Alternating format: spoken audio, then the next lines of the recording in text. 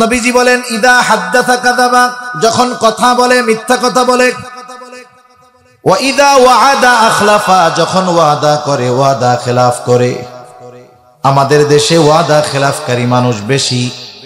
আমার বাস্তব অভিজ্ঞতা বলি, আজ পর্যন্ত আমি যতজনরে টাকা ধার দিয়েছি একজনও কথা মোতাবেক টাকা ফেরত দেয় নাই। মনে রাখবেন, মানুষ আসলে তার চরিত্র কেমন এটা তসবিহ পড়া দেখে চেনা যায় না, তাহাজ্জুদ গুজারি হইলেই চেনা যায় না। একটা মানুষকে বাস্তবে চিনতে হলে লেনদেনের মাধ্যমে আসলে মানুষ চেনা যায়, যে এই লোকটা আসলেও ভালো কিনা এটা বুঝবেন কিসের মাধ্যমে? লেনদেনের মাধ্যমে। সেজন্য ওয়াদা খেলাফ করে, যখন ওয়াদা করে ওয়াদা খেলাফ করে। 3 নাম্বার ইদা তুমিনা খানা, আমানতের খেয়ানত করে। 4 নাম্বার আর একটা হাদিসে বাড়ায়া আসছে ওয়া ইদা তাখাসামা ফাজারা, তার সাথে যখন কারো একটু ঝগড়া বিবাদ হয়, তর্ক বিতর্ক হয়, অশ্লীল মন্দ বকাঝকা করে। এবার একটু ভাইবা চিন্তে জবাব দিবেন, এই যে 4টা দোষ মুনাফিকের আলামত, আমাদের অঞ্চলে নামাজি হাজি এরকম মানুষের মধ্যেও এই 4 দোষ আছে। আপনাদের এলাকায় তো নাই মনে হয়, আলহামদুলিল্লাহ। নবীজি বলেন যার মধ্যে এইগুলা আছে, হায় হায়, এটা তো মুনাফিক। যার মধ্যে কমপক্ষে একটাও আছে, একটা ত্রুটিও আছে, আলামত আছে মুনাফিকের, কমপক্ষে সে মুনাফিকের একটা আলামত বহন করতেছে নিজের মধ্যে। এখন বলেন তো, মিথ্যা বলা কি গুনাহ বলেন তো? ও যদি জীবনের সাথে এই মিথ্যাকে মিলায় নেয়, মনে করে এটা পার্ট অফ লাইফ, জীবনের একটা অংশ, অসুবিধা নেই। তাহলে যেটাকে আল্লাহ হারাম করছেন ওটাকে যদি কেউ বৈধ মনে করে, বলেন তো তার ঈমান থাকে না চলে যায়? সমাজে অনেক মানুষ আছে মিথ্যাকে তারা জীবনের অংশ মনে করে।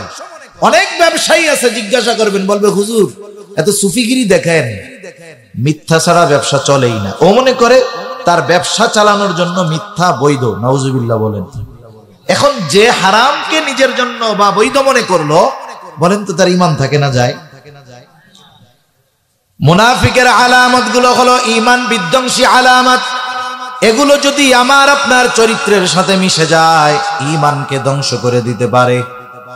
এই মুনাফিকের আলামত গুলোর মধ্যে অন্যতম এক আলামত হলো আমানতের খেয়ানত করা। নবীজি সেই জন্য বলেন, আমানতদারিতা যার মধ্যে নাই তার ঈমান নাই। শুধু তাই না, প্রত্যেকটা মুমিনকে পরিপূর্ণ আমানতদার হওয়ার নির্দেশ দিয়েছেন কে? এজন্য আমাদের বলেন আমানতদার হওয়া জরুরি কিনা? ঈমানের সাথে সম্পৃক্ত বিষয়। সাধারণ নফল আমল আপনি না করলেন সওয়াব হবে না, না করার কারণে গুনাহ হবে না। কিন্তু আমানতদারিতা এমন এক বিষয়, এটাকে বাদ দেওয়ার কোনো সুযোগ নাই। এটা ঈমানের সাথে লাইগা থাকার এক বিষয়। যদি এটা আমার থেকে ছুটে যায়, আমার ঈমানের মধ্যে ত্রুটি চলে আসবে। সেজন্য আমাদের সকলকে আমানতদার হওয়ার দরকার। আমানতদার হওয়ার জন্য যেই জিনিসগুলো দরকার, আমাকে আপনাকে জানতে হবে কোথায় কোথায় আমানতদারিতা আছে। 1 নাম্বার, আমানতদারিতা হয় লেনদেনের মধ্যে, আদান প্রদানের মধ্যে। কেউ আমার কাছে আপনার কাছে সম্পদ রেখেছে, দায়িত্ব হলো যথাযথভাবে তার সম্পদ যথাসময়ে ফিরায়া দেওয়া। এটা আমার আপনার দায়িত্ব, তার চেয়ে নেওয়া দায়িত্ব নয়। শুধু আমানতের সম্পদের ক্ষেত্রে নয়, আমার আপনার কাছে যদি কারো হক থাকে, সে ভাই হোক, বোন হোক, চাচা হোক, ফুফু হোক, প্রতিবেশী হোক, আত্মীয় স্বজন হোক, তার জানা থাকুক আর না জানা থাকুক, সে মনে রাখুক আর ভুলে যাক, আমার আপনার উপরে আল্লাহ তাআলার নির্দেশ হলো তোমরা নিজ দায়িত্বে তার আমানতের বস্তু তাকে ফিরায়া দাও। যে প্রাপ্ত হকদার, যে তার মনে থাকার না থাক, আল্লাহর নির্দেশ আমাদের উপর যে আমরা তাকে ফিরাইয়া দিব। কিন্তু আফসোসের ব্যাপার হইল, আমরা হলো আরেকজনেরটা জোর করে খাওয়াই অভ্যস্ত। আর যে পায় তার যদি মনে না থাকে, দেওয়া তো বহুত দূর, এটার আমরা জায়েজ মনে করে খাই। কথা বুঝেন না? মনে করেন এক লোক গেছে বাজারে, দোকান থেকে বাকি কিছু সজাই আনছে, আমি নইলে একজন, দোকানদারের কাছে তো গেছে 10 জন, 500 টাকার বাজার কিনছে, বলতেছে ভাই খাতায় লেখা রাখেন, আমি পরে এসে দিয়ে দিব না। ইতিমধ্যে লেখার আগে অন্যান্য কাস্টমার তার কাছে চলে আসছে, বেচা কেনার ভিতরে ডুবে গেছে, এখন ওই বাকি 500 লিখতে তার মনে নেই। এই লোক 3 দিন পরে গেছে দোকানে, ভাই দেখেন তো খাতাটা খুলে আমার নামে কোনো টাকা পয়সা আছে নাকি।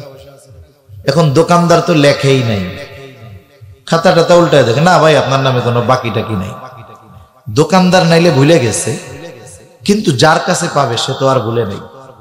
এবার শয়তান এসে ওরে ওয়াজ দিচ্ছে, আরে সে তো দাবি করে নাই তোর কাছে, তোরও মনে হয় ভুল হইতেছে রে, তাহলে তোর দেওয়া লাগবে না, এটা তোর জন্য খাওয়া যায় যাচ্ছে, দিস না। আচ্ছা ভাই ঠিক আছে, তাহলে গেলাম, আসসালামু আলাইকুম। ওটা খতম। অথচ আল্লাহর নির্দেশের দিকে যদি আমরা নজর দেই, তাইলে উচিত ছিল তার যদি মনে নাও থাকে আমাকে তারটা ফিরাইয়া দিতে হবে। প্রত্যেকটা ক্ষেত্রে এইরকম, লেনদেনের ক্ষেত্রে সর্বোচ্চ স্বচ্ছ আমরা থাকব।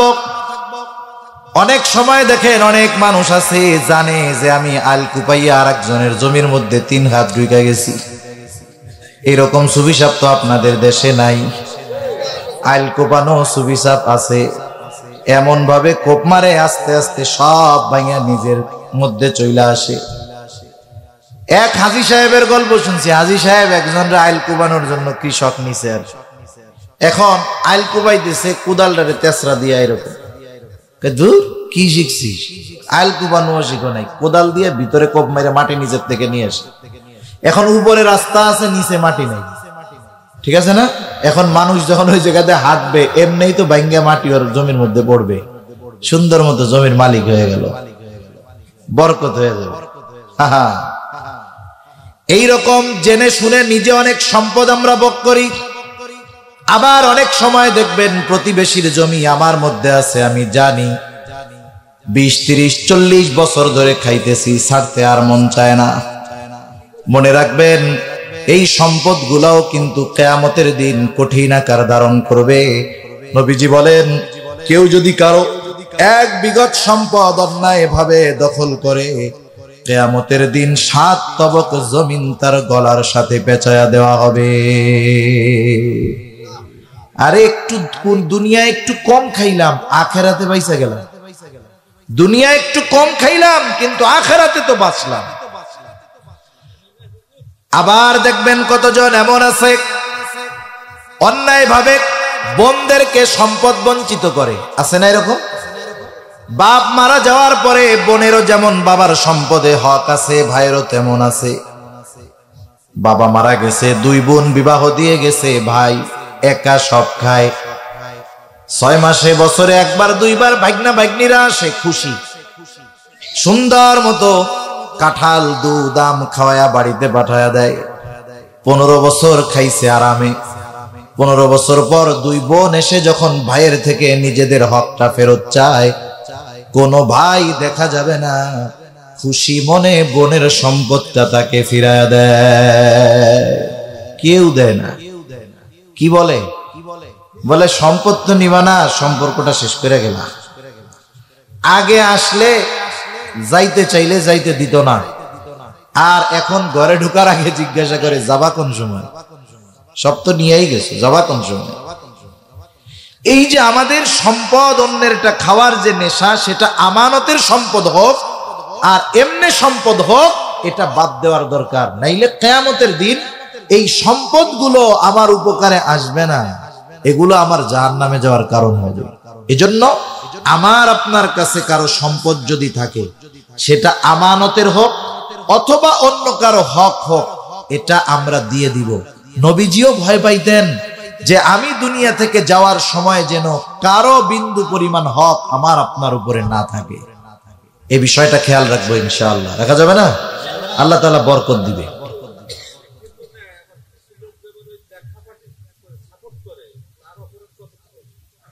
অপরাধের সাপোর্ট যে দিবে, সেও তো অপরাধের সাহায্যকারী হিসাবেই বিবেচিত হবে।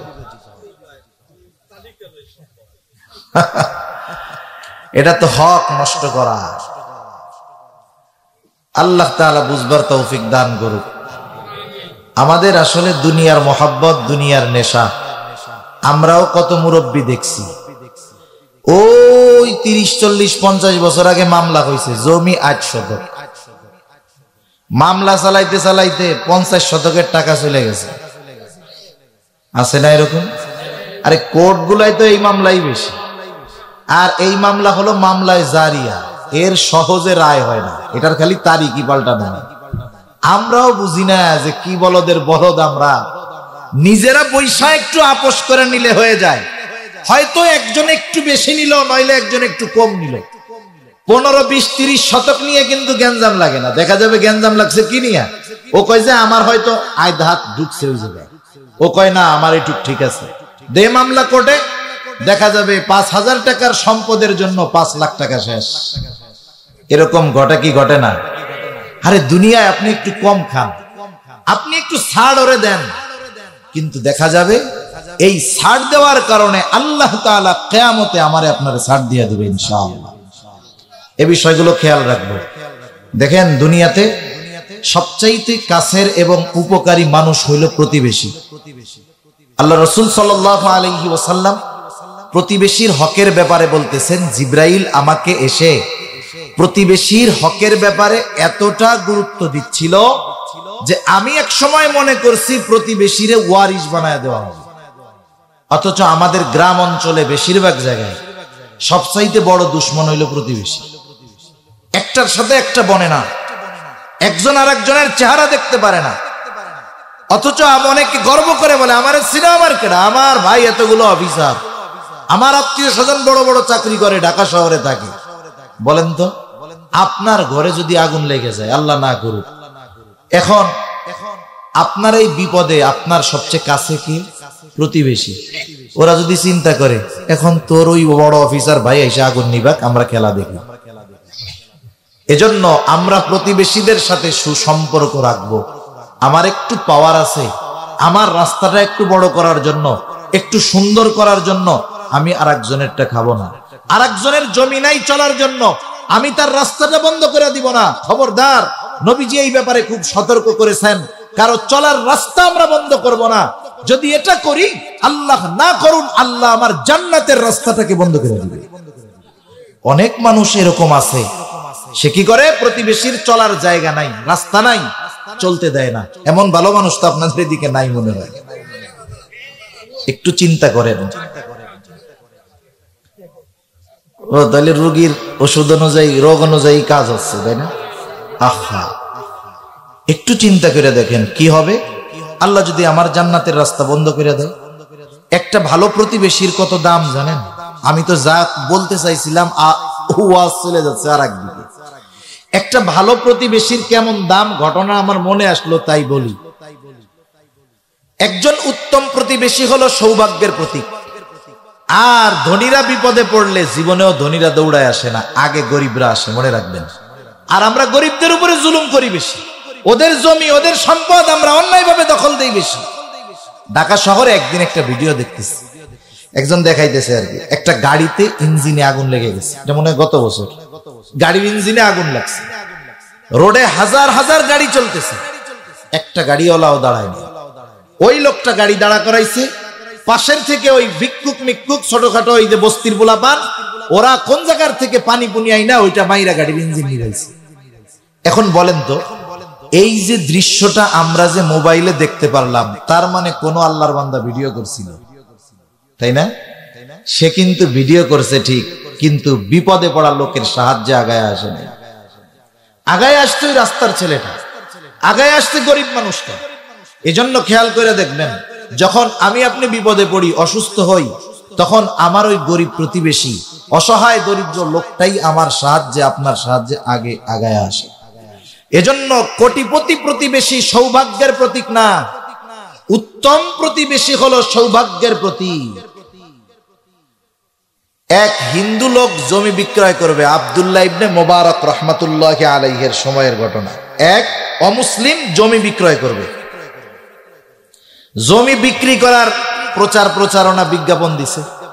আপনাদের এলাকার কোন জায়গার জমির কেমন দাম আপনারা জানেন না? জানেন তো? এখন মনে করেন যেই জমির দাম বাজারে চলতেছে ৮০,০০০, ৯০,০০০, সর্বোচ্চ ১ লাখ হইতে পারে। ওই জমির দাম যদি ২ লাখ শতক চায়, কি বলবেন? হে মিয়া, ১৯-২০ হইতে পারে, একবারে তুমি ২ গুণ দাম চাইবা, এটা কি মামার বাড়ির আবদার পাইছো নাকি? ওই লোক জমির বিক্রির দাম চাইছে ওই জমির দামের ২ গুণ। কয় গুণ? ২ গুণ। মানুষেরা এবার এসে জিজ্ঞাসা করে, কি ব্যাপার মিয়া, তুমি এই জমি বিক্রয় করবা, জমির দাম কেন ২ গুণ চাও? মানুষেরা তাকে তিরস্কার করতেছে যে তুমি কি মামার বাড়ির আবদার পাইছো, যা চাইবা মানুষ তোমারে তাই দিবে। এইবার ওই অমুসলিম লোকটা বলে, শোনো, আমার এই জমির গুণগান যদি তোমরা জানো, তাইলে এর চাইতে বেশি দাম দিয়ে তোমরা কিনতে রাজি হবা। বলে, কি তোমার জমির ফজিলত এইটা কও। ওই লোকটা বলতেছে, শোনো, আমার এই জমি কিনলে শুধু তুমি জমির মালিক হবা তা নয়, এই জমি কেনার মাধ্যমে তুমি আব্দুল্লাহ ইবনে মোবারকের প্রতিবেশী হয়ে যাইতে পারবা। এইবার মানুষ ২ গুণ দাম দিয়ে ওই জমি কেনার জন্য প্রতিযোগিতা শুরু করে দিচ্ছে।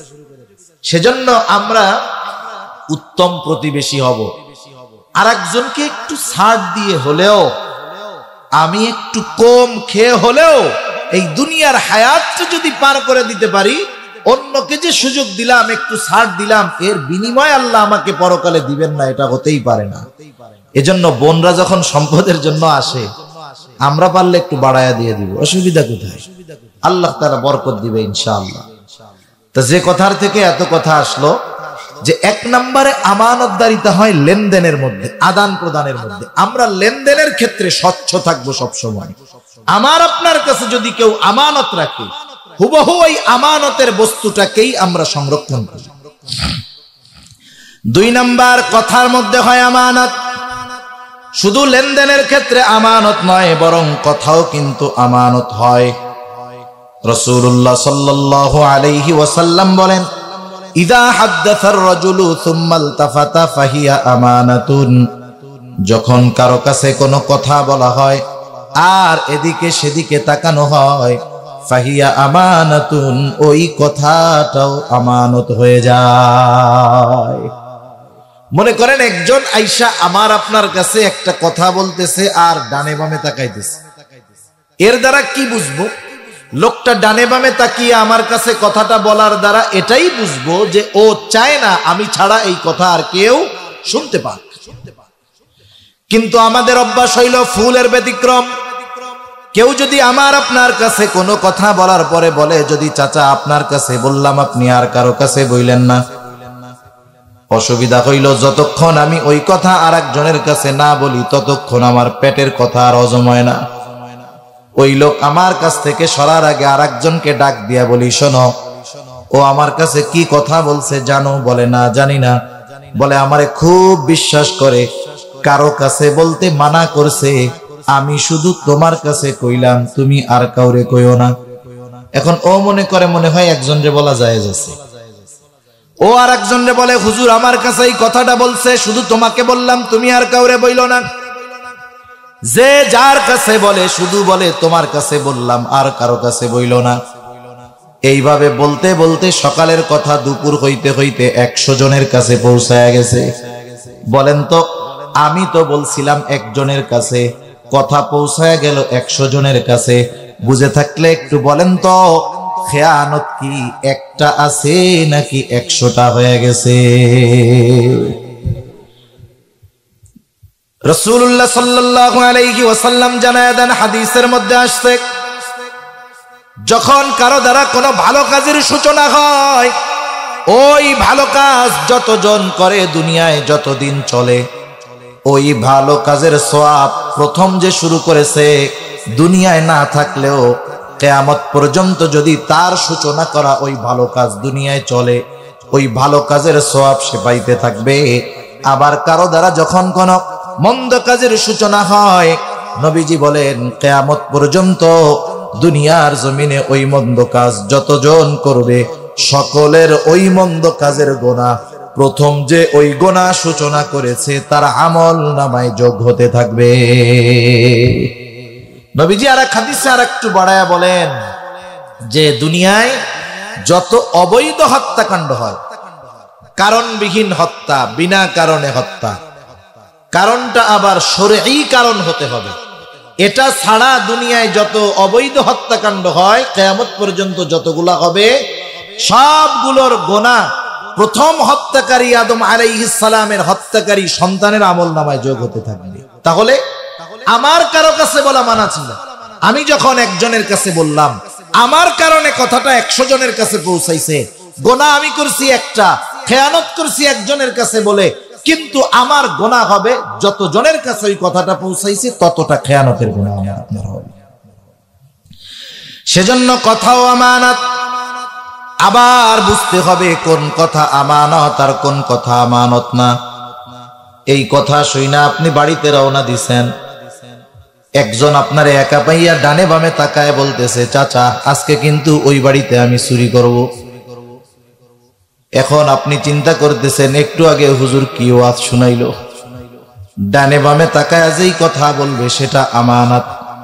ও তো ডানে বামে তাকায় অমুকের বাড়িতে চুরির কথা বলল, এখন যদি বাড়িওয়ালার কাছে বইলা দেই তাইলে খেয়ানত, না কইলে তো বাড়িওয়ালার বাড়ি চুরি হয়ে যায়, বিপদ না? এই জন্য একটা মানুষ সাধারণভাবে বুঝে যে কোন কথাটা আমানত, কোন কথাটা আমানত নয়। যেই কথার দ্বারা মানুষের ক্ষতি হতে পারে, দ্বীনের ক্ষতি হবে, রাষ্ট্রের ক্ষতি হবে, ইসলামের ক্ষতি হবে, মানুষের ক্ষতি হবে, এই রকম কথা কানের মধ্যে আইসা যদি মুখ গুজাইয়াও বলে, এটা গোপন রাখার কোনো সুযোগ নাই, বরং বৃহৎ স্বার্থে এই কথাটা প্রকাশ করে দেওয়াটাই জরুরি। ঠিক কিনা বলেন? কোন কথাগুলো তাইলে গোপন করব?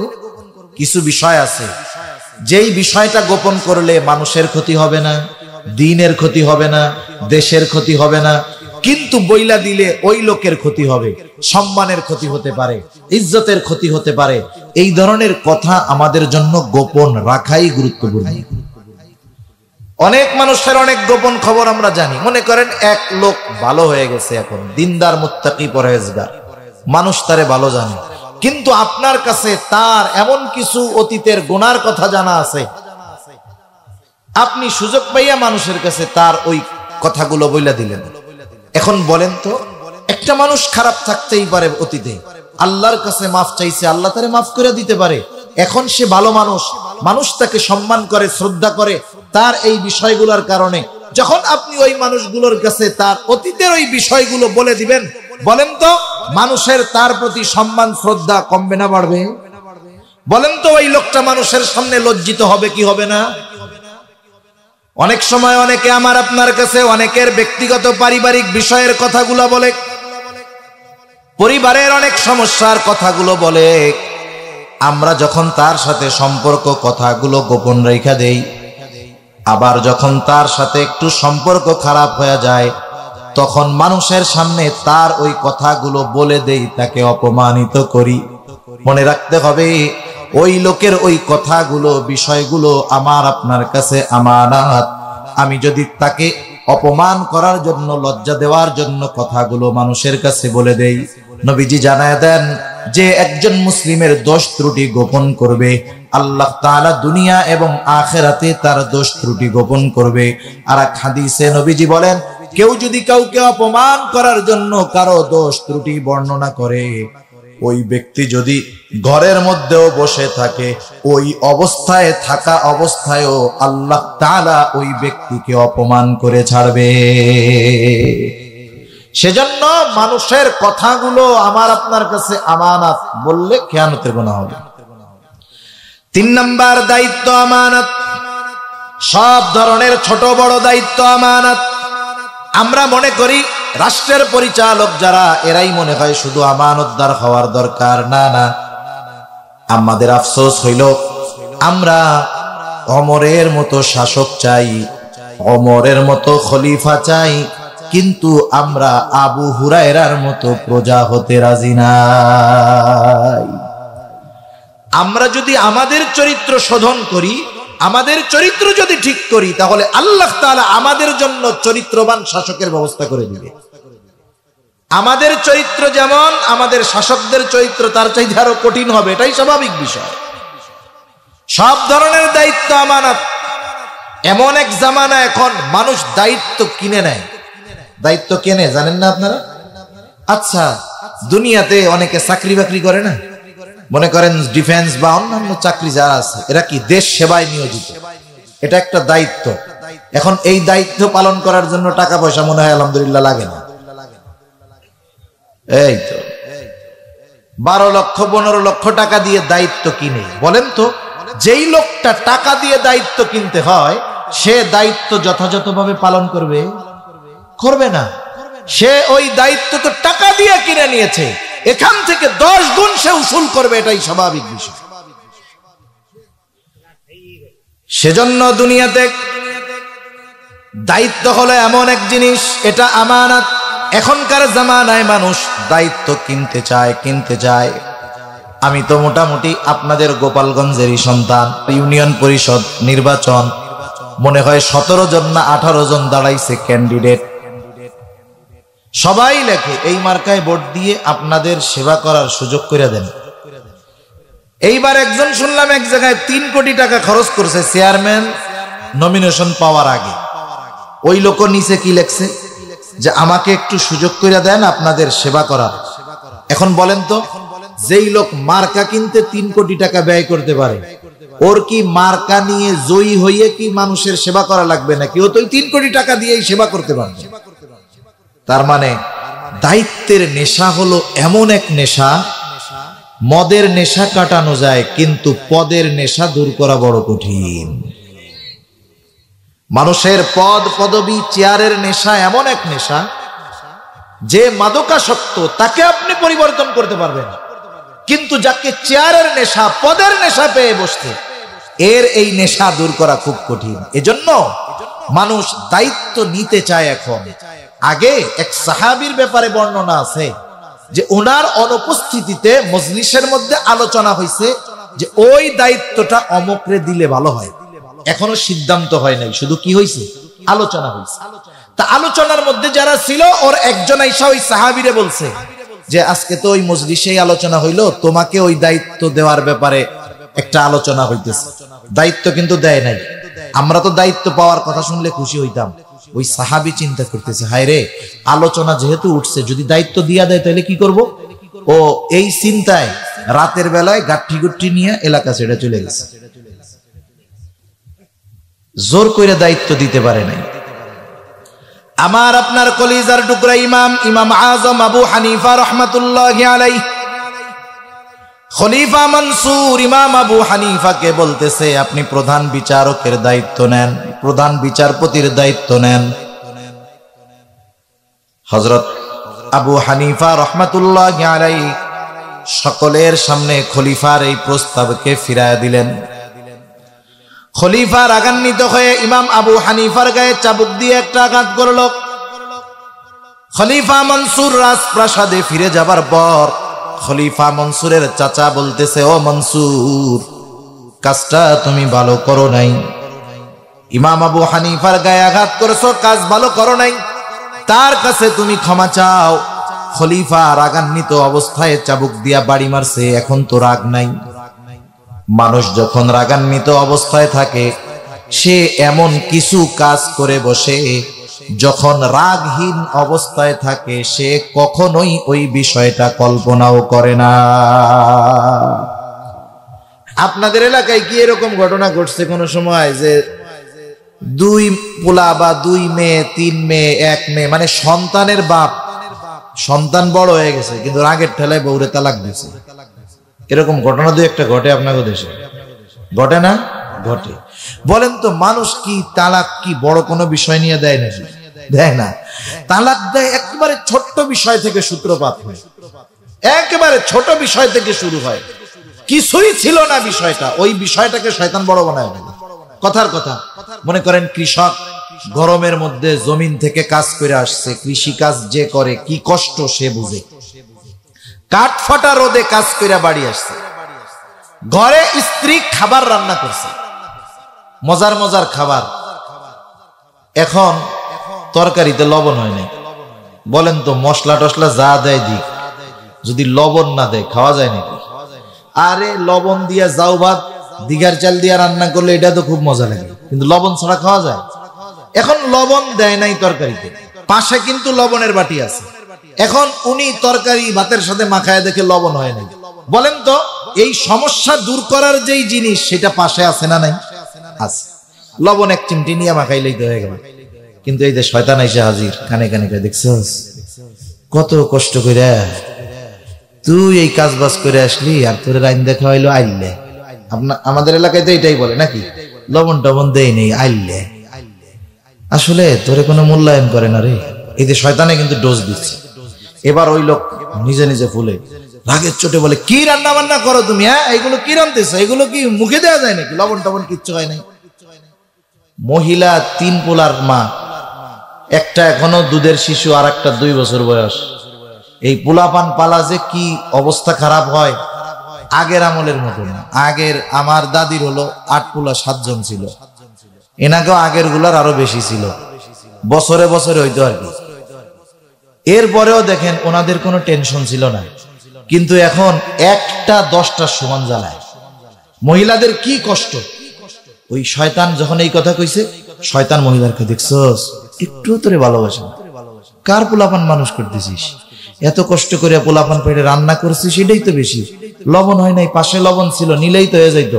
মহিলাও চাচ্ছে, বলে হ্যাঁ পাশে লবণ আছে, কি নিয়ে নিতে সমস্যা কি, একটু নাইলে দিতে মনে নাই, কি হয়েছে? আওয়াজটা মনে করেন মহিলার একটু বেশি হয়েছে।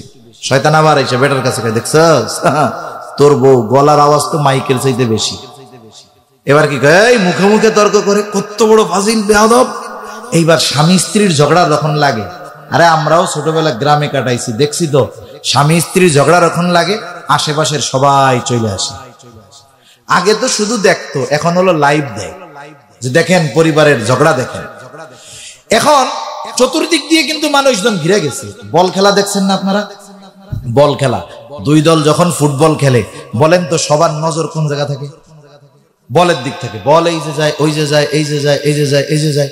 স্বামী স্ত্রীর ঝগড়া চলতেছে, বল খেলা দেখার দর্শক যেমন গোলের অপেক্ষায় থাকে, আর ওই পরিবারের মধ্যে যখন ঝগড়া লাগে এই দর্শকগুলো গোলের অপেক্ষায় থাকে।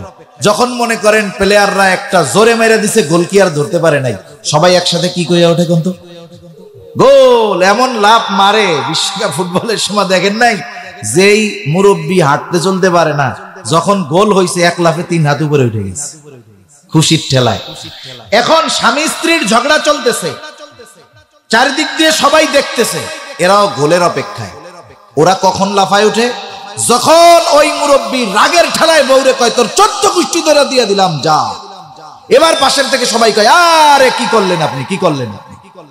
এখন বলেন তো, এই গোল না দেখার অপেক্ষা কইরা মহিলারা যদি মহিলাটারে নিয়ে দূরে সরে যাইতো, আর পুরুষটা যদি পুরুষটারে নিয়ে দূরে সরে যাইতো, অন্যদিক কথা ঘুরাইয়া দিত, দুইজন দুইজনের সামনে যদি সাময়িক অনুপস্থিত থাকতো, একটু পরে রাগটা হয়তো কইমা যাইতো, ঠিক কিনা বলেন?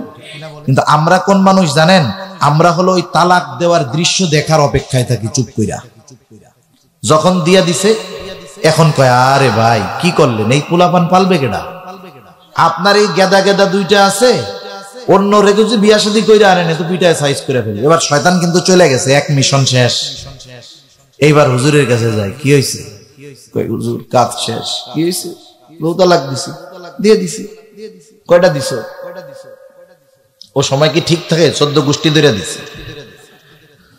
এখন বলে হুজুর কি করা যায়? বলে তোমার তো আর নাই, সব শেষ, এখন মাসালা ভিন্ন, তার সাথে দেখাও করা যাবে না, কথাও বলা যাবে না, থাকা তো বহুত দূরের কথা। এখন কি বলে যে হুজুর রাগের চোটে দিছি হুজুর। তাইলে কি মোহাব্বত করে কি কেউ বউরও ছাড়ে নাকি? রাগের চোটেই তো তালাক দেয়। এখান থেকে আমরা একটা জিনিস শিখবো, কি শিক্ষণীয়? যে জীবনে কোনো সিদ্ধান্ত রাগ মাথায় নিব না। জীবনে কোনো সিদ্ধান্ত রাগ মাথায় নিব না। সেটা পারিবারিক দ্বন্দ্ব হোক, সামাজিক দ্বন্দ্ব হোক, রাষ্ট্রীয় দ্বন্দ্ব হোক, সন্তান সন্তানের মধ্যে হোক, স্বামী স্ত্রীর মধ্যে হোক, প্রতিবেশীর সাথে হোক, কোন সিদ্ধান্ত আমরা রাগ মাথায় নিব না। কারণ ওই টাইমে শয়তান উস্কায়া দেয় এমন একটা সিদ্ধান্ত, হয়তো এই রাগ মাথায় নিয়ে বসবো আমরা, যেটা গোটা জীবন আমার আপনার ক্ষতির কারণ হয়ে দাঁড়াবে। তা ওই মনসুর, খলিফা মনসুর রাগ অবস্থায় বাড়ি মারছে, এখন তো রাগ নাই। চিন্তা করছে কাজটা ভুল হয়ে গেছে, পাঠায়া দিছে ওনার লোকরে যে যাও ইমাম আবু হানিফার কাছে আমার জন্য ক্ষমা চাইবা, সাথে সাথে 1 থলে স্বর্ণ মুদ্রা দিয়ে দিছে, বলবা উনি যদি আমারে মাফ করে এটা হাদিয়া হিসাবে গ্রহণ করতে বলবা, এটা যদি হাদিয়া নেয় তাইলে আমি বিশ্বাস করব উনি আমারে মাফ করেছে, নাইলে মাফ করে নাই। লোকটা গিয়ে ইমাম আবু হানিফার কাছে বলতেছে, খলিফা মনসুর তার আচরণের কারণে লজ্জিত, আপনার কাছে ক্ষমা চেয়েছে। ইমাম আবু হানিফা বললেন আমি মাফ করে দিলাম। লোকটা এবার বলে, খলিফা মনসুর আপনার জন্য 1 থলে স্বর্ণ মুদ্রা হাদিয়া দিয়েছে, এটা যদি আপনি গ্রহণ করেন তাইলে উনি নিশ্চিত হবেন আপনি তাকে মাফ করেছেন। ইমাম আবু হানিফা হাদিয়া নিতে অস্বীকৃতি জ্ঞাপন করলেন। ওই লোকটা বারবার জোরাজুরি করার পরে বলতেছে, তোমার খলিফা যে আমাকে হাদিয়া দিল উনি এত স্বর্ণ মুদ্রা পাইলেন কোথায়? বলে উনি পাবে কোথায়, উনি এটা কোষাগার থেকে দিয়েছে, উনি রাজকোষ থেকে দিয়েছে, বাইতুল মাল থেকে দিয়েছে। ইমাম আবু হানিফা বললেন, শোনো, খলিফার জন্য নির্ধারিত একটা ভাতা ছিল, আমাদের দেশের একেবারে মেম্বার থেকে নিয়ে রাষ্ট্রপতি পর্যন্ত একটা ভাতা আছে না নাই? খলিফা যারা ছিল এদেরও একটা মাসিক ভাতা থাকতো। ইমাম আবু হানিফা এইবার কঠোরতার সাথে বললেন, তুমি তোমার খলিফাকে গিয়ে এটা ফেরত দিবা এবং বলবা যে রাষ্ট্রীয় কোষাগার থেকে তাকে যা ভাতা দেওয়া হয় ওর বাহিরে একটা পয়সা নেওয়া তার জন্য বৈধ নয়। 1 টাকাও ব্যক্তিগত কাজে সে ব্যবহার করতে পারবে না, এ সুযোগ তাকে দেওয়া হয় নাই। আফসোসের সাথে বলতে হয়, কি বলবো, কথা বললে নিজের গায়ের উপরে আইসাও পড়তে যায়। এদেশে হাজার হাজার উলামায়ে কেরাম আছেন, মানুষের জন্য, দ্বীনের জন্য যাদের অবদান আছে, আসলে তাদেরকে আমরা যথাযথভাবে মূল্যায়ন করতে পারি নাই। কিন্তু এ দেশে একটা সিনেমায় অভিনয় কইরা রাজউক থেকে 10 কোটি টাকার প্লট পাওয়া যায়। বুঝতে হবে ওই সম্পদটা কারো ব্যক্তিগত সম্পদ নয়, ওই সম্পদের মালিক হলো দেশের জনগণ। প্রত্যেকটা জিনিসের হিসাব কিয়ামতে দেওয়া লাগবে। খলিফা মনসুর তার কাছে যখন আইসা বলা হলো, ইমাম আবু হানিফা এটা বলছে যে আপনি যদিও রাষ্ট্রের সেবক, কিন্তু রাষ্ট্রের সম্পদ আপনি যেখানে চান সেখানে ব্যবহার করতে পারবেন না। আপনি চাইলেই যাকে খুশি হাদিয়া দিয়ে দিতে পারবেন না। আপনার অধিকার আছে শুধু ওই পরিমাণে যতটুকু আপনার জন্য নির্ধারিত ভাতা। খলিফার ইগোতে লাগছে, কত বড় কথা আমারে আইন শিক্ষা দেয়। এইবার ফোর্স পাঠায় দিছে, ইমাম আবু হানিফাকে জেলখানার মধ্যে আটকায় ফেলছে। জেলখানায় শুধু চোর চিটিংবাজ যায় না, ভালো মানুষও যায়। জেলখানায় ভালো মানুষদেরও যাওয়া লাগে। জেলখানায় তো নবীরাও গেছে, অতীতের মানুষরাও গেছে, কিয়ামত পর্যন্ত জালেমের জেলের মধ্যে উলামায়ে কেরাম, ভালো মানুষদের যাওয়া লাগতে পারে, স্বাভাবিক বিষয়। এই জন্য আমরা অনেক সময় বুঝি না, আমরা মনে করি জেলে গেলেই মনে হয় খারাপ মানুষ। বিষয়টা এমন। স্বাধীনতার স্থপতি বঙ্গবন্ধু শেখ মুজিবুর রহমান জেলে যাওয়া লাগছে না? জেলে গেছে। আমাদের মাননীয় প্রধানমন্ত্রী জেলে যাওয়া লাগছে না? লাগছে। জেলে গেলেই খারাপ মানুষ তা না, ভালো মানুষেরও জেলে যাওয়া লাগে। ইমাম আবু হানিফাকে আটকায় দিছে, প্রতিদিন চাবুক দিয়ে বাড়ি মারা হতো, আঘাত করা হতো, আর বলা হতো, ইমাম আবু হানিফা আপনি যদি প্রধান বিচারকের দায়িত্ব গ্রহণ করেন ছেড়ে দেওয়া হবে। উনি প্রধান বিচারকের দায়িত্ব গ্রহণ করেন নাই। ঐতিহাসিকদের থেকে 2টা মত পাওয়া যায়।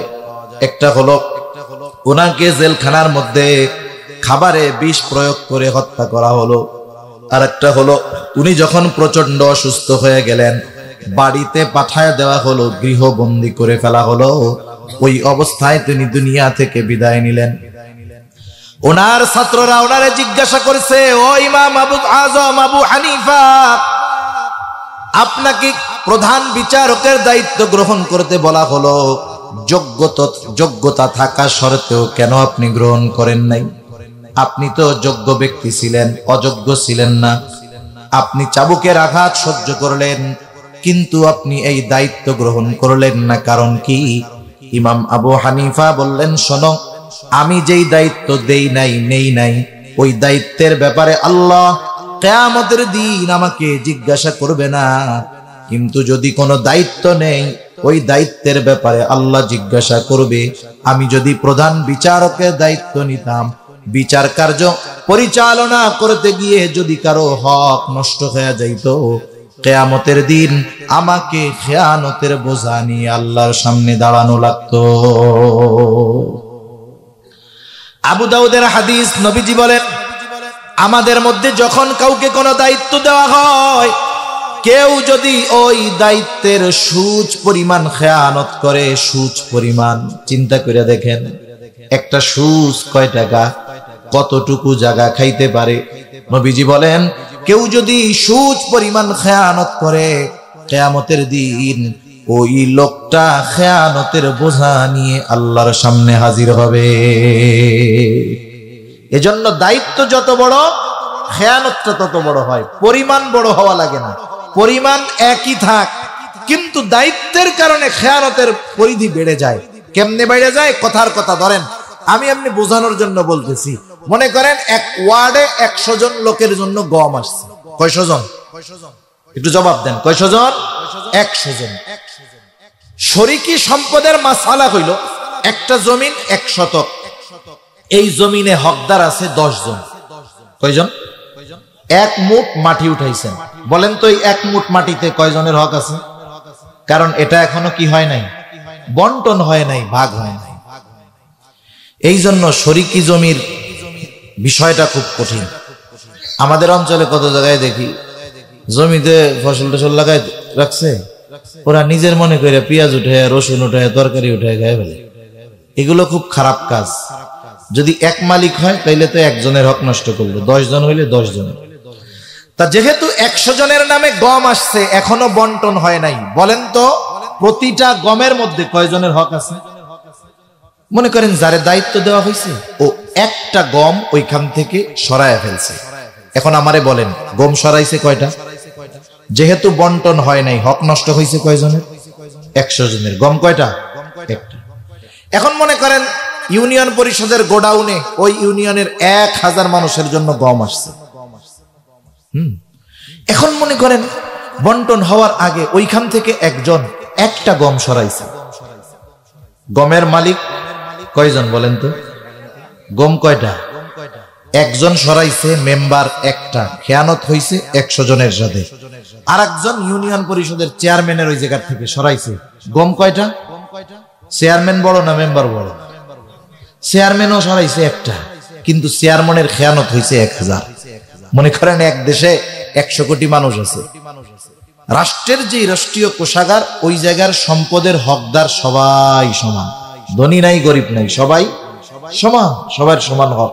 এখন বলেন, ওই 100 কোটি যেই দেশে বসবাস করে, ওই 100 কোটির দেশের শাসক তার রাষ্ট্রীয় কোষাগার থেকে মাত্র 1টা টাকা সরাইছে, চুরি করছে।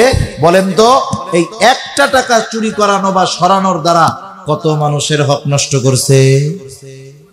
তাহলে দায়িত্ব যত বড়, ওর খেয়ানতের পরিধিটা তাও হয় তত বড়। এজন্য যে কোনো দায়িত্বের ক্ষেত্রে আমাদেরকে সজাগ থাকতে হবে। আবার অনেকে মনে করতে পারে ওই সমস্ত দায়িত্ব আমাদের নাই, আমরা এই খেয়ানতগিরিও করি না। গ্রামেও করে। কেমনে করে? মনে করেন আপনাদের এলাকায় ধান লাগান না, ধান যার জমি আছে সে তো একা সব জমি নিরাইতে টিরাইতে পারে না। এখন জমিতে ধান লাগায় রাইখা আসলেই 3 মাস পরে গেলেই ধান পাওয়া যাবে না। 3 মাস যত্ন না নিলে 3 মাস পরে গিয়ে ধান না, সব ঘাস পাওয়া যাবে। এখন ধানে একটু বড় হচ্ছে, এখন নিড়ানি দেওয়ার দরকার, নিড়ানি দিতে হবে। একজন কৃষক যে ভালো নিড়াইতে পারে, আপনি আপনার জমিতে নিড়ানি দেওয়ার জন্য আপনার ইমাম সাহেবরে বলবেন না যে ইমাম সাহেব হুজুর আপনার হলো মাসে বেতন 6000, ডেলি 200, আমরা তো এক কিষানি 500-600 টাকা, তাও সকালের থেকে দুপুর পর্যন্ত। এক কাজ করেন, আপনি আজকে জোহরের আগ পর্যন্ত আমার জমিনটা নিড়ায় দেন, 500 টাকা আপনারা দিব না। আপনি কি ইমাম সাহেবরে এই কথা বলবেন? আপনি জানেন যে জাইলার কাম কুষ্টা কাটা না। ওনার কাজ এইটা না। আপনি তো আপনার জমিনে কাজে দিবেন তাকে যার কাজের ব্যাপারে জানা আছে, যার প্রতি আপনার বিশ্বাস আছে, ঠিক না? আপনি এখন জমিন দেখায় দিয়ে আসছেন যে এই যে 3 শতক জমি বা 2 শতক জমি তুমি সুন্দর মতো দুপুর পর্যন্ত নিড়াইয়া আমার কাছ থেকে বিকেল বেলা বাজারে এসে টাকা নিয়ে যাবা। এখন ও নিড়ানি শুরু করছে, আর ওর যোগ্যতা ও সকাল থেকে দুপুর পর্যন্ত 2 শতক নিড়াইয়া ফেলতে পারবে। আপনি তো জমি দেখায় চলে গেছেন, এখন ও জমি নিড়ানো শুরু করছে, আর শয়তান ওর কাছে আসছে, এসে কইতেছে দেখ কাকা কিন্তু তোরে খুব বিশ্বাস করে, না তুই যা বলবি কাকা তাই মানবে। ভালো কথা। শয়তান কিন্তু ওয়াসওয়াসা মনের মধ্যে দেয়, কথাগুলো জাগ্রত করে আস্তে আস্তে। এখন বলতেছে তোর তো আগামীকাল কোনো কাম কাজ নেই। বলে হ্যাঁ, তাহলে এই কাজটা আজকে শেষ করার দরকার নেই, ইচ্ছা করে ঢিল দিয়া দিয়া অর্ধেক কর, কাকারে গিয়ে বলবি, কাকা তোর কথা বিশ্বাস করবে। এইবারও সুন্দর মতো অর্ধেক কাজ করে বিকাল বেলা চাচার সাথে দেখা করতে গেছে। চাচা কিছু বলার আগেই চাচার উপর একটু গরম ভাব নিয়ে বলে, ওরে কাকা কি জমি নিতে যে আমারে কাজ দিয়ে আসলেন, আপনার এই উপরের ঘাস আপনি দেখছেন, নিচের শিকড় একটা এইরকম লম্বা। আরে আমি এই জন্য 1 শতক হইছে, অন্য কেউ হইলে 8 শতক পরিষ্কার করতে পারতো না। চাচা খুশি হবে না যে অন্য কেউরে দিলে তো 4 কিষান লাগতো, ওরে দিলে 2 কিষান। আলহামদুলিল্লাহ বাপ, বাকিটাও কালকে শেষ করে দিও। আর আপনি মনে মনে চিন্তা করতেছেন যাক 2 দিনের কাম বাগায় নিলাম। এই লোকটাও তো মনে মনে বলে, নিজে নিজে চিন্তা করে যে কিষান দিয়ে খাই হালাল টাকা, কিন্তু বলেন তো এটা কি দায়িত্বের খেয়ানত নয়? এখন তো বেকু মেশিন দিয়ে মাটি কাটে, আগাইনে মাটি কাটা দেখছেন? ওরা যে কেন মাটি কাটতে যাইতো আমি বুঝি না, কোদাল পিছনে যাইতো আর সামনে আসে না। 10 কোদাল 9 মারতে মারতেই বিড়ি খাওয়ার টাইম, একটু পরেই দুপুরের টাইম, আজান দিলেই কাম শেষ। কি ফাঁকি যে এই মানুষগুলো দিছে, আমার আফসোস লাগে এই মানুষগুলোর জন্য যে এরা পরিশ্রম করেছে ঠিক, কিন্তু পরিশ্রমের পরেও এদের উপার্জন 100% হালাল হয় নাই। এগুলো আমাদের গ্রামের সমস্যা। এগুলো যদি আমরা করি তাহলে নিঃসন্দেহে খেয়ানতকারীদের তালিকায় আমার আপনার নাম চলে যাবে। এজন্য যেই দায়িত্ব আমাকে দেওয়া হবে, যেই দায়িত্বটা আমি নিব, এটা যথাযথভাবে পালন করব ইনশাআল্লাহ। করা যাবে না? তাহলে 3 নাম্বার আমানতদারিতা হয় দায়িত্বের মধ্যে। 4 নাম্বার শরীয়তের সকল বিধিবিধান আমানত। ইন্না আরাদনাল আমানাতা আলাস সামাওয়াতি ওয়াল আরদি ওয়াল জিবাল ফাআবাইনা আন ইয়াহমিলনাহা ওয়া আশফাকনা মিনহা ওয়া হামালাহাল ইনসান। আল্লাহ তাআলা বলেন, আমি এই আমানত আসমানের কাছে, জমিনের কাছে, পর্বতের কাছে পেশ করলাম। তারা এই আমানত বহন করতে অস্বীকৃতি জ্ঞাপন করলো। ওয়া হামালাহাল ইনসান, মানুষ এই আমানত বহন করলো। কি সেই আমানত? কোন মুফাসসির বলেন সেই আমানত হলো কোরআন, কোন মুফাসসির বলেন সেই আমানত হলো শরীয়তের সকল বিধিবিধান। এক কথায় একই কথা, শরীয়তের সকল বিধিবিধান এটা আমাদের উপরে আমানত। আল্লাহ তাআলা যত আদেশ করেছেন সব আমানত, যত নিষেধ করেছেন সব আমানত। আদেশ কি? নামাজ পড়তে হবে, আদেশটা কার? এখন কেউ যদি নামাজ না পড়ে, বলেন তো নামাজ না পড়ার একটা গুনাহ আছে না নাই? একজন যখন নামাজ পড়ে না, 1 নম্বরে সে আল্লাহর আদেশ অমান্য করে, এর দ্বারা সে আল্লাহর আমানতের খেয়ানতকারী হিসাবে সাব্যস্ত হয়।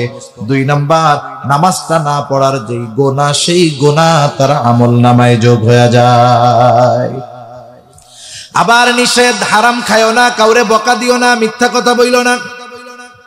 কেউ যদি এই নিষেধ অমান্য করে, এটা ছিল আমানত, খেয়ানতের গুনাহ হয়। 2 নাম্বার, আদেশ অমান্য কইরা যেই গুনাহটা করে ওইটার একটা পাপ, যেই কাজটা করে সেটার একটা গুনাহ তার আমলনামায় লেখা হয়।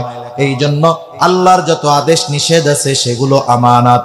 5 নাম্বার, আমার আপনার জানমাল, এটাও আল্লাহর পক্ষ থেকে আমার আপনার কাছে আমানত। যদিও আল্লাহ তাআলা জানমাল ব্যবহারের অনুমতি দিয়েছেন, তবে এমন কোন জায়গায় জানমাল ব্যবহার করা যাবে না যাতে নাফরমানি হয়, যাতে আমার ক্ষতি হয়, যাতে মানুষের ক্ষতি হয়। মাঝে মধ্যে আমানতের, আল্লাহর দেওয়া আমানতের টাকা দিয়ে বিড়ি সিগারেট কিনে খাওয়া যাবে? যাবে? যাবে না। 1 নাম্বার অপচয়, 2 নাম্বার জানটাও তো আমানত, ওইটা খাওয়ার দ্বারা ক্ষতি হবে, তাহলে মালেরও খেয়ানত হবে, জানেরও খেয়ানত হবে। এগুলো আমরা বাদ দিব, এগুলো করা যাবে না। টাকা পয়সা দিয়ে সুদে লাগানো যাবে মাঝে মধ্যে, কি কম? আল্লাহর টাকা সুদে লাগাই একটু বাড়াইলাম, এ কাম করা যাবে? গ্রামে ঘরে ঘরে সুদ পৌঁছায় গেছে, বেটা গোছাইতে বেটিরা সুদের কারবারি করে বেশি। আপনাদের সাথে তো আমি কথা বলে একটু মজা পাইতেছি, কারণ অন্যান্য জায়গায় গেলে তো পরিবেশ বুঝি না, কিন্তু এইসব এলাকার পরিবেশ তো আলহামদুলিল্লাহ আমি ভালোই বুঝি। ঘরে ঘরে মহিলারা সুদের উপরে টাকা লাগায়। সুদ কবিরা গুনাহ। হ্যাঁ, এই তো কথা। মাটির ঘরে আর ভাল লাগে না, কবরস্থানে ইট দিয়ে পাকা করে শোয়াই রাখবে নাকি? আহা, মানুষ চিন্তা করে দেখেন, সুদ তো এমন এক পাপ, এমন এক জঘন্য পাপ। শুয়োরের গোশত কোন সময় জায়েজ হইতে পারে, হালাল হয় না। কি হইতে পারে? জায়েজ হইতে পারে। মদ হালাল হবে না কখনো, কারণ আল্লাহ যেটা হারাম করেছে সেটা কখনো কি হয় না? হালাল হয় না। কিন্তু কিছু হারাম আছে যেটা কিছু কিছু সময় জায়েজ হয়ে যায়। একজন মানুষ অসুস্থ, বিজ্ঞ দিনদার ডাক্তার বলছে এই রোগের ওষুধ হইল প্রতিদিন 1 কেজি শুয়োরের গোশত খাওয়াইতে হবে, নইলে কিন্তু মরবে। মুফতি সাহেবদের তো আমাদের দেশে অভাব নাই। বিজ্ঞ উলামায়ে কেরাম আছেন, আপনাদের এলাকার কৃতি সন্তান আছে আব্দুল্লাহ মাহমুদ, খুব ভালো জায়গা থেকে ইফতা পড়েছে, মুফতি হয়েছে। একজন যোগ্য মানুষ, বয়সে তরুণ হলেও কিন্তু যোগ্য আলেম। জিজ্ঞাসা করেন মুফতি সাহেবদের কাছে, কাউকে যদি কোনো দিনদার ডাক্তার বলে এনার মরণ ব্যাধি, দৈনিক 1 কেজি শুয়োরের গোশত খাওয়াইতে হবে, ওষুধ হিসাবে এটা তার জন্য খাওয়া জায়েজ। আপনি এমন জায়গায় সফরে গেছেন, হালাল খাবার কোনো কিছু নাই, হালাল পানীয় নাই, হালাল খাবার নাই, যা আছে হারাম। খাইতে হবে বিয়ার মদ পানির বদলে, নাইলে গলা ফাইটা কলিজার ছাতি ফাইটা মরবেন, না খাইয়া মরবেন। জীবন বাঁচানোর জন্য যতটুকু খাওয়া লাগবে ততটুকু জায়েজ। এখন বলেন তো, দুনিয়ার কোন রোগ হইলে ডাক্তার প্রেসক্রিপশনের মধ্যে লেখা দিবে অমুক এলাকার অমুকের এই রোগ তো হইছে, ওনারে যদি বাঁচাইতে হয় তাইলে মাসে মাসে সুদ খাওয়াইতে হবে? এইরকম 2-4টা রোগ এই দেশ না, গোটা দুনিয়ায় হওয়ার কোনো সুযোগ নেই। তাহলে দেখেন, কিছু হারাম জায়েজ হয়ে যায় কারণে। যেমন দেখেন কেমনে হয়, কিছু হারাম হালাল হয়। এটা কেমনে হয়, হালাল কেমনে হয় এটা বলি। মনে করেন একজন বিবাহ করছে, বড় বোনরে বিবাহ করছে। বলেন তো, যেই মেয়েটারে বিবাহ করলো তার আপন ছোট বোন, বড় বোন বিবাহ বন্ধনে থাকা অবস্থায় তার জন্য তার শালীকে বিবাহ করা জায়েজ আছে? এটা হারাম না? নিঃসন্দেহে হারাম।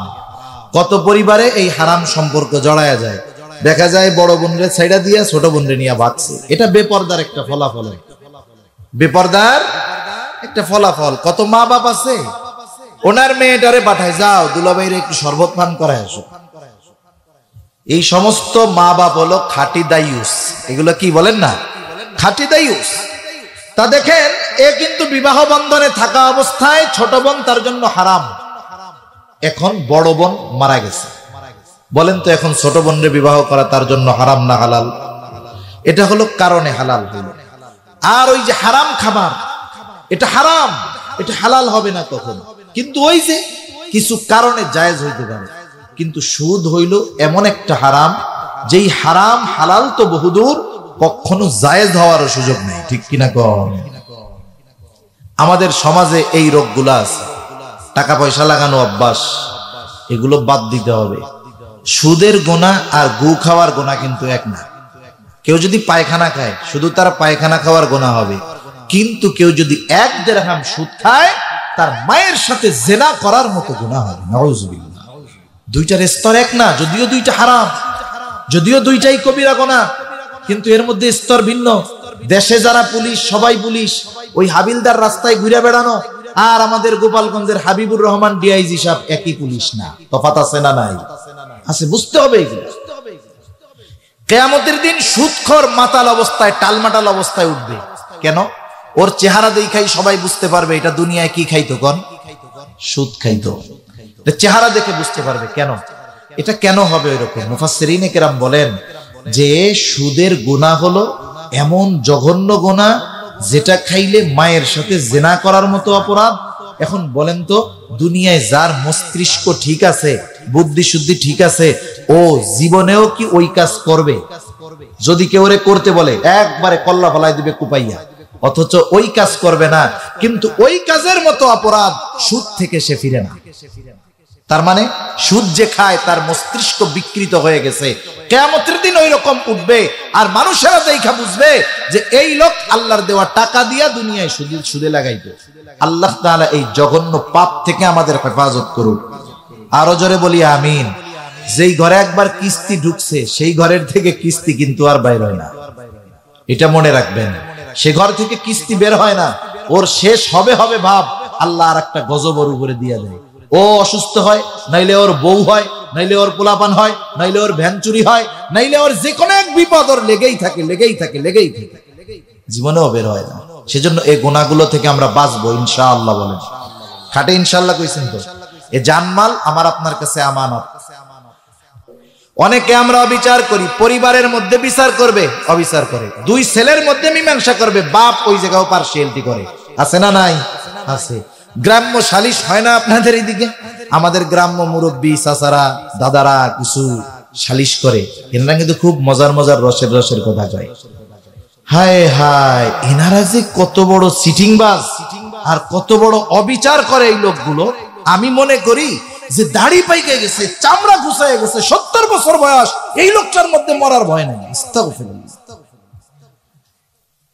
কিসের করাত জানি কয়, দুই পাশেই কাটে। কিসের করাত? রামের করাত। কিছু মুরব্বী আছে সালিশ করে, এরা রামের করাত, দুই পাশের থেকেই খায়, বাদীর কাছ থেকেও খায়, বিবাদীর কাছ থেকেও খায়। বাদীরে কয়, শোন, এটা এত জরিমানা করব, আমাকে তাহলে এত দিবি। আচ্ছা ঠিক আছে। এবার বিবাদীরে যায় কয়, এত তো করতে চাইছিলাম, এত কইরা দি মনে, এত আমাকে দিস। আচ্ছা ঠিক আছে। চিন্তা করে দেখছে, দুই পাশ দিয়ে খায় ফেললেন। এই যে আপনি বিচার করার সুযোগ পাইলেন, ন্যায় বিচার করলেন না, কিয়ামতের দিন ধরা পড়া লাগবে কি লাগবে না? সেজন্য আপনার যদি সালিশ বিচার করার সুযোগ থাকে, আপনি গ্রামের সম্ভ্রান্ত সম্মানিত মানুষ, গ্রাম্য বিচারের জন্য আপনারে ডাকছে, খবরদার আপনি কখনো অবিবেচক যারা, এদের পক্ষে না গিয়ে ন্যায় বিচারের পক্ষে থাকবেন। পরিবারের মধ্যে হোক, মানুষের মধ্যে হোক, আমার যখনই কেউ আমাকে কোনো বিষয়ের ফয়সালাকারী হিসাবে মানবে, আমি আমার শত্রুও যদি আমার কাছে ন্যায় বিচারের জন্য আসে, খবরদার তার প্রতি বিদ্বেষের কারণে আমি তার প্রতি অবিচার করব না। আল্লাহ মানা করছে। আল্লাহ বলেন, ওয়ালা ইয়াজরিমান্নাকুম শানাআনু কওমিন আলা আল্লা তা'দিলু ইউদিলু হুয়া আকরাবু লিত্তাকওয়া। আল্লাহ তাআলা বলেন, কোন কওমের প্রতি বিদ্বেষ বশত তোমরা তাদের প্রতি অবিচার করবা না, শত্রুও যদি হয় অবিচার করবা না। কারণ মুসলমানেরা এই বিষয়ে উত্তম উপমা, উদাহরণ, নিদর্শন রেখে গেছে। দুইটা ঘটনা বলে আমি আলোচনা শেষ করব। এক নাম্বার, খলিফাতুল মুসলিমিন হযরত ওমর রাদিয়াল্লাহু তাআলা আনহু। তখন তিনি খলিফাতুল মুসলিমিন, উনি বাজারে গেছেন, এক আহলে কিতাবের কাছ থেকে উনি একটা ঘোড়া কিনছেন। ঘোড়া কেনার সময় দেখে সুন্দর মতো তো কিনছে, বাজারের বাইরে এসে ঘোড়ায় যে উঠতে গেছে, এখন দেখে যে ঘোড়ার এক পায়ে সমস্যা, ডিফেক্ট। খলিফাতুল মুসলিমিন ঘোড়া নিয়ে আবার ফেরত আসতে গেছে, এসে বলতেছে, তুমি আমারে খারাপ ঘোড়া দিছো না, আমি আপনাকে ভালো ঘোড়া দিছি। দুইজনের মধ্যে তর্কাতর্কি লেগে গেছে। খলিফাতুল মুসলিমিন তার সাথে তর্ক করতেছে। একটু চিন্তা কইরা দেখেন, আমাদের দেশে যদি একটু হেডামওয়ালা হয়, হেডাম বুঝেন তো? হেডাম এমন এক শব্দ যার মধ্যে অনেক কিছু আছে।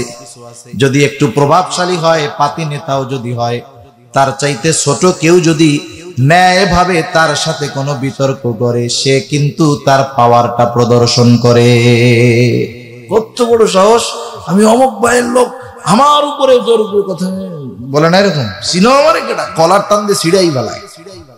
অথচ একজন অমুসলিম সে তর্ক করতেছে কার সাথে? খলিফাতুল মুসলিমিনের সাথে। গোটা পৃথিবীর স্থলভাগের 3 ভাগের 1 ভাগ যার আঙ্গুলের ইশারায় চলে, তার সাথে তর্ক করতেছে। হযরত ওমর রাদিয়াল্লাহু তাআলা আনহু তাকে প্রস্তাব দিলেন, বললেন, ঠিক আছে, তোমার আর আমার মধ্যে এই বিষয়ের সুরাহা করে দিবে, এই জন্য তৃতীয় আরেকজনকে ডাকো। নিজের ধর্মের কাউকে ডাকে নাই, ডাকছে শুরাইহ। কে শুরাইহ? বলতেছে খলিফাতুল মুসলিমিন, উনি আমার আপনার মাঝে সমস্যাকে সমাধান করে দিবে। এইবার শুরাইহ সুন্দরভাবে দুইজনের কথা একেবারে যথাযথভাবে শুনলেন।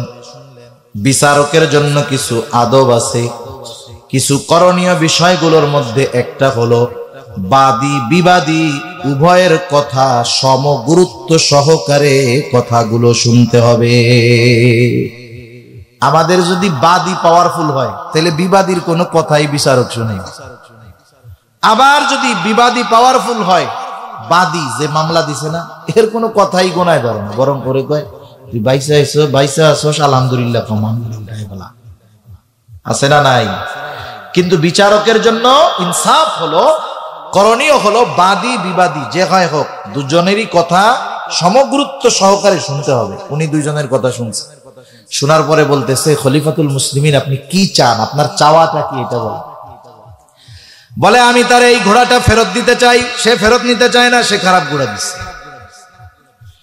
এইবার শুরাইহ প্রশ্ন করতেছে খলিফাতুল মুসলিমিন আপনি যখন ঘোড়াটা তার কাছে কিনছেন কেমন ছিল? বলে তখন তো ভালো ছিল, আমি বাজার থেকে বাহির হইছি, এরপরে সমস্যাটা দেখা দিয়েছে।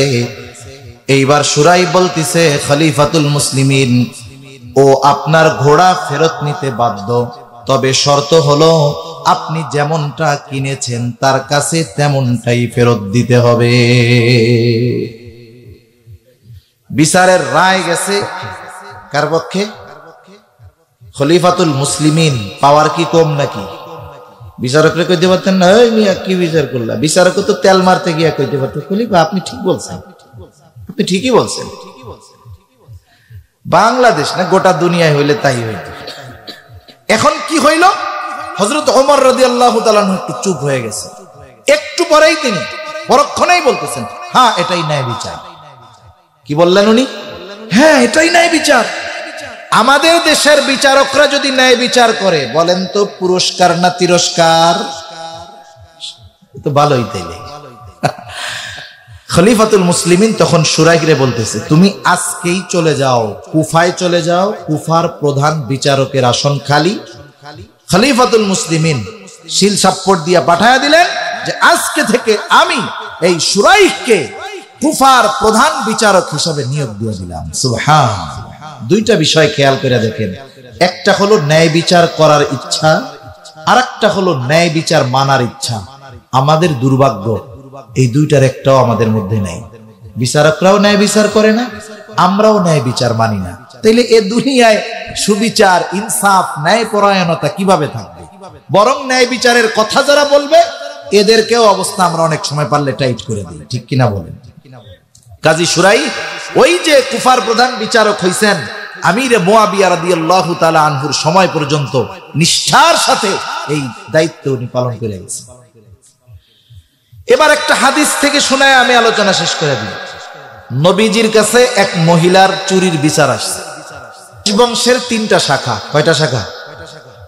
একটা হলো হাশেমি, একটা হলো মখজুম, আর একটা হলো উমাইয়া। জিবরাইল আলাইহিস সালাম বলেন আমি গোটা দুনিয়া পূর্ব পশ্চিম ভ্রমণ করার পরে হাশেমি গোত্রের মতো সম্মানিত বংশ আর গোত্র দুনিয়ার কোথাও পাই নাই। এই বংশের হাশেমি গোত্রে জন্ম নিয়েছেন আমার আপনার নবী মুহাম্মদুর রাসূলুল্লাহ সাল্লাল্লাহু আলাইহি ওয়াসাল্লাম। এই কোরের একটা শাখা হলো মখজুম গোত্র। যেই মহিলা চুরি করছে মখজুম গোত্রের মহিলা, নবীজির বংশ কুরাইশ বংশের লোক, তবে তার শাখাটা হলো মখজুম গোত্র। নবীজি হুজরার ভিতর সাহাবায়ে কেরাম পেরেশান হয়ে গেছে। সে মহিলার যদি চুরির অপরাধে হাত কাটা হয় অন্যরা খুব কথা বলবে, মজা করবে, তিরস্কার করবে। এখান থেকেও একটা বিষয় শিক্ষণীয়, আমাদের এলাকাগুলায় বংশ আছে। আপনাদের এলাকায় কি কি আছে? বংশ আছে না? মোল্লা, মুন্সি, কি কি আছে আপনাদের এদিকে? শিকদার। কথার কথা মনে করেন কোন ব্যক্তির অপরাধ তার বংশ আত্মীয় স্বজন বাপ মা কারো উপরে বর্তাবে না, যে অপরাধ করছে সেই অপরাধ। কিন্তু আমাদের দেশের কিছু বদখাসলত আছে, মনে করেন মোল্লা বা মুন্সি গোত্রের একজন চুরি করছে, আছে না এরকম, চুরি করছে আর একজন, আমরা ওই মুন্সি বা মোল্লা গোষ্ঠী বা শিকদার গোষ্ঠীর একজন রে ভাই, ও মিয়া তোমাকে বংশ তো চোরে ভরা, চোরের বংশের লোক তুমি, এরকম বলার সুযোগ ইসলাম দেয় নাই। যে চুরি করছে সে চোর, ওই বংশের আর একজনরে আপনি চোরের বংশ বা চোর এরকম বলবেন কেন? এই বিষয়গুলো আমরা খেয়াল রাখবো, এগুলো আমাদের গ্রামে বেশি হয়। একজনের কথা বলতেছে যে অমুক তো খুব ভালো মানুষ, এই হই, আরে কইও না, অত চুরার বংশের লোক, অত ভালো হইলে কি হবে, অত কিসের বংশের লোক? এই কাজগুলো আমরা কখনো করব না, এতে অপবাদের গুনাহ হবে। ইসলাম যদি থাকতো 80টা বেতের আঘাত খাওয়া লাগতো আমাদের, 80টা বেতের পিটানি এই কথার কারণে দেওয়া হইতো, কারণ ব্যক্তির অপরাধ আমরা পুরো একটা গোত্রের উপরে দিয়ে দিয়েছি, তাইলে কি পরিমাণ খাইতাম আল্লাহই ভালো জানে। তো সাহাবায়ে কেরাম তো নবীর বংশ গোত্রকে মুহাব্বত করে, এই চিন্তা করতেছে যে অমুসলিমরা আছে, এই মহিলার যদি হাত কাটা হয় ওরা বইলা বেড়াবে, যদি একটা মহিলা চুরি করে আবার হাতও কাটা দেয়। এখন নবীজির কাছে তো জানানোর দরকার যে এই মহিলা কিন্তু মাখজুম গোত্রের, কে জানাবে? যায়েদ রাদিয়াল্লাহু তাআলা আনহুর ছোট্ট একটা ছেলের নাম হলো ওসামা। সবাই মিলে চিন্তা করলো ওসামারে তো নবী মুহাব্বত করে, ওরে শিখায়া দেই। এতটুক বলছে যে তুমি তোমার নানার কাছে গিয়া বলবা যে যেই মহিলা চুরি করছে সে মাখজুম গোত্রের মহিলা। ছোট মানুষ যা শিখায়া দিছে নবীজির কাছে গিয়া তাই বলছে। ছোট মানুষ কখনো মিথ্যা কথা বলে না, আমরা কিন্তু আমাদের ছোটদের মিথ্যা কথা শিখাই। এখন মনে করেন ছোট বাচ্চা মাদ্রাসায় বা স্কুলে যায় না, পরের দিন ও তো আর যাইতে চায় না, যে আজকে গেলে যদি মারে, এখন মা শিখায় দেয়, তুই যা, তোর হুজুর কিছু কইলে কবি যে তোর পেটে ব্যথা হয়েছিল। আচ্ছা ঠিক আছে, আসলে কি ওর পেটে ব্যথা ছিল নাকি? ও এখন গেছে হুজুরের কাছে, হুজুর বলছে কি ব্যাপার, কালকে আসা নাই কেন? বলে হুজুর আমার পেটে ব্যথা হয়েছিল। হুজুরও চালাক, তোমার যে পেটে ব্যথা কে কইছে? আমার মা কইছে আমার পেটে ব্যথা। এই যে ছোট বাচ্চা, আমরা এদেরকে মিথ্যা কথা শিখাই দেই। মনে রাখবেন, বাচ্চারা যে খারাপ হয় এটা ওদের কারণে না, আমাদের আচার আচরণের কারণে। আপনি বিড়ি সিগারেট খান, আপনার পোলাপান মানে বাপ মা যেটা করে এমনি বাচ্চারা ওইটারে ভালো মনে করে। আপনি বিড়ি সিগারেট খান, বিড়ি খান, দেখবেন আপনার ছেলে চিন্তা করবে ও এটা তো ফজিলতের কাজ। আপনি ওই খাইয়া ফালাই রেখা যাবেন, আপনি যে ওইদিক যাবেন ও দেখবেন যে হামাগুড়ি দিয়ে 2 টান ও মারা সারা। এজন্য আমরা আমাদের ছোট ছোট বাচ্চাদের আমরা খারাপ বানায় ফেলি। তো ছোট মানুষ যা শিখায় দিছে হুবহু নবীজির কাছে গিয়ে বলছে, নানা মহিলার হাত কাটবে, মাখজুম গোত্রের মহিলা। নবীজি বুঝতে পারছে যে ছোট বাচ্চা এই কথা বলে নাই, নিশ্চয়ই তাকে কেউ কথা শিখায় দিছে। নবীজি এবার বাহিরে আসলেন, নবীজি বলতেছেন, তোমরা কি আমাকে এমন বিষয়ের জন্য সুপারিশ করতেছো যেই বিষয়ের শাস্তি কার্যকর করার নির্দেশ দিয়েছেন আল্লাহ? নবীজি এইবার লম্বা খুতবা দিলেন। তিনি বলতেছেন, শোনো, অতীতে এই কারণে আল্লাহ তাআলা বহুত সম্প্রদায়কে ধ্বংস করে দিয়েছেন যে তারা যখন কোন সম্ভ্রান্ত ব্যক্তি চুরির অপরাধে আটক হইত, ওই ব্যক্তি বড় বংশের মানুষ চুরির অপরাধে আটক হইছে, তাকে শাস্তি দেওয়া হতো না, তাকে ছেড়ে দেওয়া হতো। আর যখন কোন দুর্বল মানুষকে একই অপরাধে আটক করা হইতো, তার শাস্তি কার্যকর করা হতো। ব্যাংক থেকে ঋণ নেওয়া হারাম, কোনো সন্দেহ নেই, কিন্তু আমি বোঝানোর জন্য কথাটা বলতেছি। অনেক কৃষক কৃষি ঋণ আনে না, সার ওষুধ কেনার জন্য 5,000 10,000 টাকা আনে, বেচারার ফসল হয় নাই, মায়ের গেছে, হয়তো রোদ বেশি হইছে, পানি দিতে পারে না, ঠিক মতো ফসল হয় নাই। এখন ওই ঋণ 2,000 টাকা বাকি আছে, কাম তো হারাম আগেই কইরা বলছে, কিন্তু ওর ঋণ বাকি আছে 2,000। অনেক কৃষক ধরা খায়, 2-3 হাজার 1,000 টাকার ঋণ শোধ করতে পারে নাই, ব্যাংক থেকে পুলিশ আইনা লোক আইনা তারে ধরে নিয়ে যায়। আছে না নাই? আপনাকে নসিব খারাপ যারা এই কাজ করে, যারা চুরিটা বড় করে নাই, কিন্তু যারা 5,000 10,000 কোটি টাকা ব্যাংক থেকে মাইরা দেয়, শুনছেন কোনদিন এরা জেল কাটছে? একই অপরাধ, কিন্তু ওরা ধনী সম্ভ্রান্ত হওয়ার কারণে ওদের বিচার হয় না। ওই একই অপরাধ একজন দরিদ্র যদি করে, গরিব যদি করে, দুর্বল যদি করে, তার বিচার হয়। আমি বোঝানোর জন্য ওইটার এক উদাহরণ আনলাম। দুনিয়ার নিয়মটাই এরকম যে যারা দুর্বল এরা মাসি মাইরা নিয়ে ফাঁসির কাস্টে ঝোলার জন্য অপেক্ষা করতেছে, আর যারা সবল 7 কইরা জেলের মধ্যে বাবুর মতো জামাইয়ের মতো ঘুরতেছে। ঠিক কিনা বলেন? নবীজি বলতেছেন দুর্বল যে চুরির অপরাধে ধরা খাইছে তাকে শাস্তি দেওয়া হইতো। এই কারণে অতীতে বহুত জাতিকে আল্লাহ ধ্বংস করে দিয়েছে। এবার নবীজি বলতেছেন শোনো, ওই আল্লাহর শপথ যার হাতে আমার প্রাণ, এই মহিলার জায়গায় যদি মুহাম্মাদের কন্যা ফাতেমাও হইতো, অবশ্যই অবশ্যই এই অপরাধে আমি ফাতেমার হাতটাকেও কেটে দিতাম। এর চাইতে ন্যায় বিচারের বড় উপমা আর কোনোটাই হতে পারে না।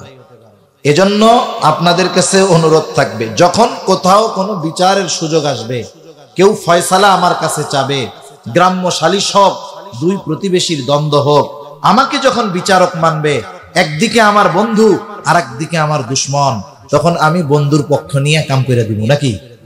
আল্লাহ বলছেন শত্রু যদিও শত্রু হয়, খবরদার অবিচার করবা না, ন্যায় বিচার করবা। হুয়া আকরাবুল লিত্তাকওয়া, এটাই তাকওয়ার অধিক নিকটবর্তী। এজন্য এই দুই জিনিস, একটা হলো আমানতদারিতা, 2 নাম্বার ন্যায় বিচার, ইনসাফ। এই দুটো জিনিস যদি আমাদের মধ্যে চলে আসে, তাহলে যেই এলাকায় আসবে ইনশাআল্লাহ ওই এলাকার এই ভালো মানুষগুলোর বদৌলতে আল্লাহ তাআলা তাদেরকে বরকত দিবে। এই 2 ওয়াজ করার পরে আল্লাহ বলতেছেন ইন্নাল্লাহা নি'ম্মা ইয়াইদুকুম বি, নিশ্চয়ই আল্লাহ কতই না সুন্দর ওয়াজ করলেন, নিশ্চয়ই আল্লাহ কতই না সুন্দর ওয়াজ করলেন। এখন বলেন, একটু সময় বেশি হয়ে যাইতেছে, আমি ক্ষমা প্রার্থী আপনাদের কাছে। দেখেন এই 2 ওয়াজ করার পরে কেউ যদি নিজের প্রশংসা নিজে করে, তাহলে আপনারা তারা কি বলতেন? মনে করেন আমি 1-1.5 ঘন্টা কথা বলার পরে যদি জিজ্ঞাসা করতাম উপস্থিত শ্রোতাবৃন্দ, আমি খুব সুন্দর ওয়াজ করছি না, তাহলে আপনারা মুফতি আব্দুল্লাহ মাহমুদ সাহেবরে বলতেন যে হুজুর, এই হুজুরের তো গোপালগঞ্জ থাকার কথা না, ওনার থাকার কথা ছিল পাবনা, যে নিজের ঢোল নিজে পিটায়। এটা হলো পরিভাষা, ঢোল পিটানো তো হারাম, মানে নিজের প্রশংসা নিজে করে। এ লোক তো ভালো লোক হইতে পারেন, এরা আপনি আনছেন কেন? এ তো থাকার কথা পাবনা। দেখেন, মানুষ যদি নিজের কর্মের প্রশংসা নিজে করে, এতে তার মান সম্মান অবস্থান কমে, মানুষ আরো বলদ মনে করে। কিন্তু আল্লাহ যখন নিজের প্রশংসা নিজে করেন, এর দ্বারা আল্লাহর শান মান এটার বহিঃপ্রকাশ ঘটে। আল্লাহ কি বলতেছেন? ইন্নাল্লাহা নি'ম্মা ইয়াইদুকুম বি, হে রে আল্লাহ কতই না সুন্দর তোমাদেরকে ওয়াজ করলেন, কতই না সুন্দর ওয়াজ করলেন। এই 2টা বিষয়কে সুন্দর ওয়াজ বলছেন কে? আল্লাহ। আমরা তো এই ওয়াজগুলো নিয়েই কথা বললাম। এখন দেখেন, আমি আপনাদের কাছে কথাগুলো আলোচনা করলাম, এখন আমি যাওয়ার পরে আমি তো আর আসবো না। এখন এই কথাগুলোর উপরে যদি আপনারা আমল করেন অথবা না করেন, আমি কি দেখব? মনে করেন এখান থেকে চলে যাওয়ার পর আগামী দিন মানুষ কিন্তু ওয়াজ নিয়ে সমালোচনা করে। কারো গার উপর দিয়ে গেলে সে মনে করেন সাত দোকানে বলবো অমুক হুজুর আনছে, গেলে ঘুষা ঘুষা কথা পেয়ে গেছে। এখন এই ওয়াজ শোনার পরে আপনারা কি আলোচনা সমালোচনা করেন, আপনারা করলে করবেন, কিন্তু আমি কি শুনবো? বলেন তো, এই ওয়াজ শোনার পরে আপনারা আমল যদি করেন অথবা না করেন, আল্লাহ কি দেখবে? যদি এটা নিয়ে কোনো আলোচনা সমালোচনা করেন, আল্লাহ কি শুনবে? কেমন যেন এই কথাটাই আল্লাহ বলতেছেন, ও আমার বান্দারা, এত সুন্দর ওয়াজ আমি আল্লাহ করলাম, এই সুন্দর ওয়াজের ব্যাপারে তোমরা কি বলা বলি করো আর আমল করো কি করো না, আমি আল্লাহ দেখি। কেন দেখি? ইন্নাল্লাহা কানা সামিআন বাসীরা, নিশ্চয়ই আল্লাহ তাআলা হলেন সর্বশ্রোতা সর্বদ্রষ্টা, তিনি সবকিছু শুনেন, সবকিছু দেখেন। এজন্য আমরা আল্লাহ তাআলার কাছে সাহায্য চাইব, নিজেরাও সর্বোচ্চ চেষ্টা করব পরিপূর্ণ আমানতদার ও ইনসাফগার হওয়ার। আল্লাহ সুবহানাহু ওয়া তাআলা আমাদের সকলকে পরিপূর্ণ আমানতদার এবং ন্যায়পরায়ণ হওয়ার তৌফিক দান করুন। সকলে বলি আমিন।